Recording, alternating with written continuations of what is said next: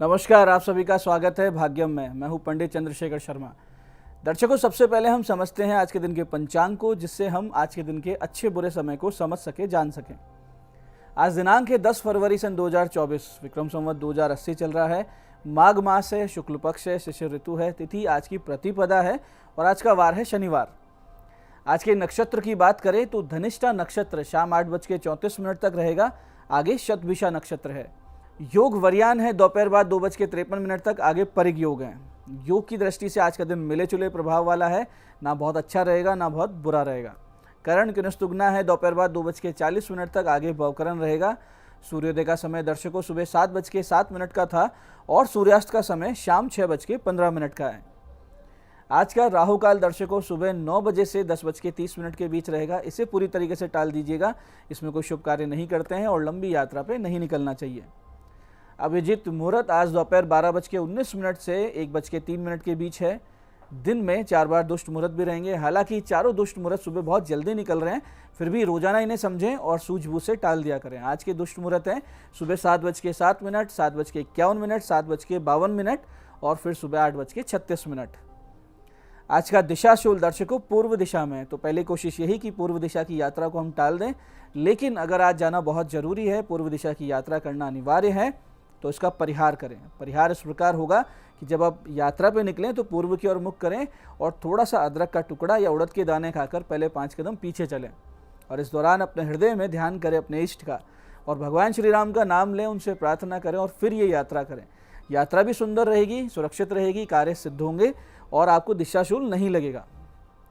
आज का शुभ समय दर्शकों यानी कंपैरेटिवली आज का सबसे अच्छा समय वो है दोपहर 1 बजे से लेकर दोपहर बाद 4:50 तक, फिर शाम 6:15 से 7:50 तक।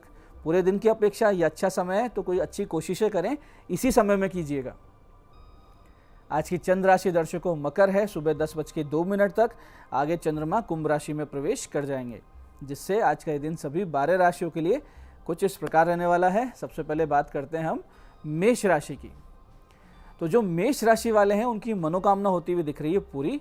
वृष राशि वालों को मिलेगा करियर में एक अच्छा उछाल। मिथुन राशि वाले भाग्य का पाएंगे पूरा साथ और कर्क राशि वाले स्वास्थ्य पर थोड़ा विशेष ध्यान दें। वहीं सिंह राशि वाले जो अविवाहित हैं उनको मिल सकता अच्छा रिश्ता और कन्या राशि वाले शत्रुओं पर रहेंगे आज हावी। तुला राशि वालों की विद्वत्ता बहुत अच्छी आज एक्टिव रहेगी और जीवन के निर्णय बहुत सुंदरता से बोलेंगे।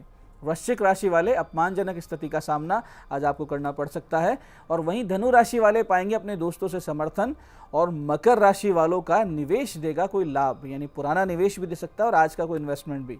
कुंभ राशि वाले रहेंगे भ्रमित, तो थोड़ा सा आज कंट्रोल्ड रहें, बहुत ज़्यादा अपना कोई ऐसा डिसीजन ना लें जो बहुत ज़्यादा परेशान कर सके। मीन राशि वालों को हो सकता है कोई बड़ा नुकसान, तो सावधानी से करें निवेश या पूरी तरीके से टाल दें आज के दिन की कोई भी इन्वेस्टमेंट। अब करते हैं आज के दिन की ज्ञान चर्चा, जो आपकी हमारी अंतर्दृष्टि को, प्रज्ञा को जागृत करेगी। फिर आगे समझेंगे उन विशिष्ट उपायों को जो आपको समस्याओं से बाहर ले आते हैं और जीवन में सफल बना देते हैं। अंत में करेंगे आज के दिन की ज्योतिष मंत्रणा और समाधान। दर्शकों, एक बहुत ही सुंदर श्लोक है, इसे ध्यान से समझिएगा और इसके गहरे अर्थ को भी फिर हम समझेंगे।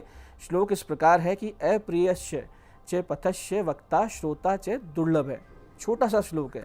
इसका अर्थ है कि अप्रिय यानी कठोर बोलने वाला, किंतु पथ्य यानी सही मार्ग बताने वाला और हितकारी बोलने वाला वक्ता इस संसार में बहुत ही दुर्लभ होता है और साथ ही साथ ऐसी वाणी सुनने वाला श्रोता भी दुर्लभ होता है। देखिए दर्शकों, कड़वा लेकिन हितकारी बोलने वाला सदैव आपका अपना खुद का शुभ चिंतक होता है। उसे आपसे कोई अपेक्षा नहीं होती, उसे आपसे कुछ भी नहीं चाहिए, वो बस आपका भला हो यही मंशा रखता है। तो ऐसा बोलने वालों में अगर इतिहास में हम देखें, हमारे धर्म इतिहास में, तो महात्मा विदुर जी बहुत ही कड़वा बोलते थे लेकिन हमेशा हितकारी बोलते थे। और ऐसे ही थे भगवान श्री कृष्ण, वो बिल्कुल सटीक सत्य बोलते थे, सामने वाले को बुरा लग जाए लेकिन हमेशा हितकारी बोलते थे, चाहे शत्रु को भी बोले। तो यथा समय यथावत बोलना इनका धर्म था और भगवान श्री कृष्ण तो बोलने के साथ साथ क्रियान्वित भी कर देते थे, उस कार्य को कर देते थे, यानी सलाह भी देते थे और आगे बढ़कर सहयोग भी देते थे। तो आज की ज्ञान चर्चा का सार ये है कि आप ऐसे ही स्वभाव को धारण करें, यानी सामने वाले को ये ना समझें कि अच्छा बोलूं बुरा ना लग जाए, वो बोलें जिससे सामने वाले का हित हो। और भाग्य से ऐसे कोई लोग अगर जीवन में आपको मिल जाएं तो उन्हें सहेज कर रखें, उनकी बातों का बुरा बिल्कुल भी ना माने। तो दर्शकों, ये थी अपनी ज्ञान चर्चा। आप बात करते हैं उन विशिष्ट उपायों पर जो आपकी सभी प्रकार की समस्याओं के समाधान बहुत ही सरलता से कर देते हैं और जिन्हें करके असफलता को बहुत ही पीछे छोड़ते हुए जीवन में आप सफलता की ओर दृढ़ता से तेज गति से अग्रसर होते हैं। सबसे पहले बात करते हैं उनकी जिनका जन्मदिन है। तो जिन का जन्मदिन है, आज आप सभी नीम, पीपल और बरगद के पौधे अधिक से अधिक संख्या में लगाएं। इसके लिए सबसे अच्छा समय रहेगा दोपहर 1:30 से 2:30 बजे के बीच। निर्धनों को भोजन करवाएं। सूखे नारियल गिट में, यानी जो गोला होता है उसमें भुना हुआ आटा, शक्कर, घी, तिल मिलाकर चींटियों के बिल के पास जाकर गाड़ कर आएँ और उन्हें प्रणाम करके आएँ। ऐसा करेंगे, ये दोनों तीनों काम छोटे छोटे, तो आने वाला पूरा वर्ष बहुत ही सुख शांति से, समृद्धि से बीतेगा, इसमें कोई संदेह नहीं। ऐसे ही दर्शकों, बहुत बार व्यक्ति के लगातार प्रयासों के बाद भी कार्य सिद्धि नहीं होती। आप जहाँ भी प्रयास करते हैं या तो मना हो जाता है या फिर अनावश्यक विलंब होता है, यानी बिना किसी कारण आपको लटकाया जाता है। ऐसा अक्सर जन्म पत्रिका में विपरीत दशा या बहुत ही ज़्यादा कमज़ोर भाग्येश, यानी भाग्य का जो मालिक है बहुत कमज़ोर स्थिति में हो, तब ऐसी स्थिति बना करती है। तो ऐसी स्थिति में योग्य विद्वान से, ज्योतिषी से अपनी जन्म पत्रिका का अध्ययन करवाइए, विश्लेषण करवाइए और इन दोषों का उपचार करवाइए। साथ साथ एक विशिष्ट साधना के द्वारा आप भगवान गणेश जी को प्रसन्न भी कीजिए।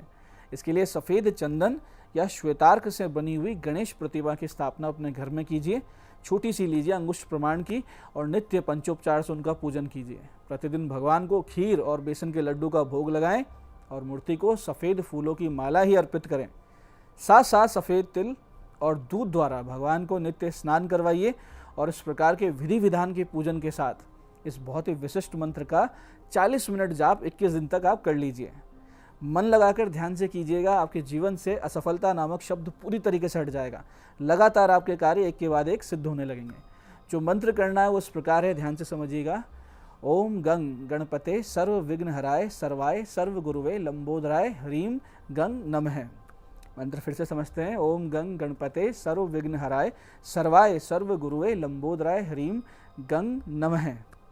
तो इसे कीजिए और अपने जीवन में कैसे आप सफल होते हैं आप खुद देखिए। ऐसे ही दर्शकों, नेत्रों की रोशनी यदि कम होती जा रही हो तो जन्म पत्रिका में सूर्य और चंद्र की स्थिति का अवलोकन करवाइए। साथ ही जन्म पत्रिका के द्वितीय और द्वादश भावों का भी अध्ययन करवाइए, जिससे भाव शुद्धता या दोषों का ज्ञान हो सके। इसके अलावा नित्य भगवान सूर्य को अर्घ, सूर्य नमस्कार करना, उगते हुए सूर्य पर त्राटक करना और आदित्य हृदय स्तोत्र के 5 पाठ और चाक्षुष उपनिषद के 11 पाठ नित्य करने से नेत्रों संबंधित सभी विकार दूर हो जाते हैं। इसके साथ साथ एक छोटा सा लेकिन बहुत ही सटीक प्रयोग आप नित्य करते रहें तो बहुत ही शीघ्रता से नेत्रों को आरोग्य की प्राप्ति हो जाती है। करना सिर्फ ये है कि नित्य जब भोजन करें तो भोजन के बाद में, यदि भोजन कर चुके हों, इस मंत्र को अंजुलि में जल भरकर 9 बार जपें और इस जल से अपने दोनों नेत्र धो लें। इससे आप बहुत ही शीघ्रता से स्वस्थ नेत्र पाएंगे और बहुत ही सारी पीड़ाएं जो आंखों से संबंधित समस्याएं वो दूर हो जाएंगी। जो मंत्र करना वो इस प्रकार है, ध्यान से समझिएगा। श्रेय जातश्च सुकन्याश्च च्वनम शक्र भशक भोजनांते स्मृतश्च तस्य नेत्रम न नश्यति। फिर से समझिए। श्रेय जातश्च सुकन्याश्च च्वनम शक्र भशक भोजनांते स्मृतश्च तस्य नेत्रम न नश्यति। सरल सा प्रयोग है, 9 बार करना है, आप कीजिए, बहुत ही आनंद आएगा। आपको धीरे धीरे पता लगेगा कि आंखों की रोशनी भी धीरे धीरे से सबल होती जा रही है।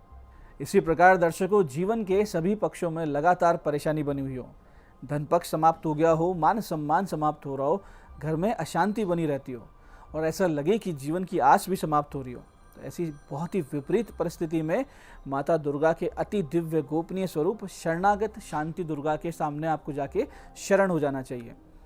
इस उपाय में आप भगवती के मंदिर जाएं, सजल नारियल लेकर, चुनरी लेकर, 5 प्रकार के फल लेकर, 5 प्रकार के मिष्ठान लेकर सभी वस्तु अर्पित करें, 5 कन्याओं को भोजन या मिठाई भेंट करें और भगवती को अपनी समस्या कहकर आशीर्वाद की कामना से इस विशिष्ट मंत्र का जाप नित्य आधा घंटा करना शुरू कर दें।